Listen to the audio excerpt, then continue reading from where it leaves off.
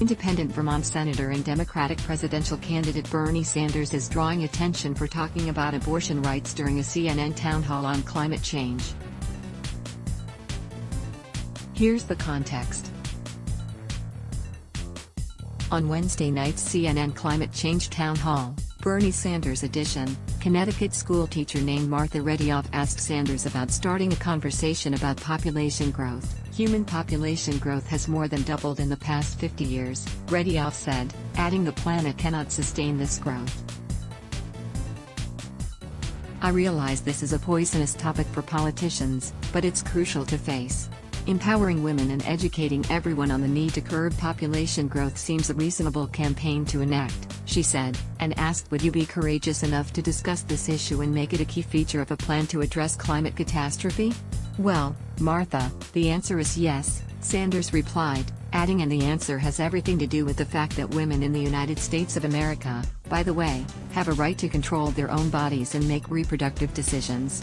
And the Mexico City Agreement, which denies American aid to those organizations around the world that allow women to have abortions or even get involved in birth control, to me is totally absurd, he continued, referencing the Mexico City policy that gets rescinded by Democratic presidents, and gets revived every time a Republican is in office. So I think, especially in poor countries around the world where women do not necessarily want to have large numbers of babies, and where they can have the opportunity through birth control to control the number of kids they have, it's something I very, very strongly support, he concluded. The Mexico City policy, also known as the Global Gag Rule, was established by then-President Ronald Reagan in 1984, and cuts off funding for any foreign NGO that includes even discussion of abortion in their family planning efforts.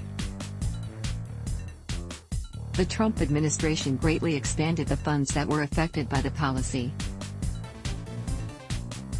And as the Kaiser Family Foundation notes, the policy adversely affects the availability of contraception, and multiple studies suggest the policy has led to an increase in the number of abortions in the affected regions. Watch the clip above, via CNN. Have a tip we should know? Tips at Mediaite.com. Let's block ads. Why?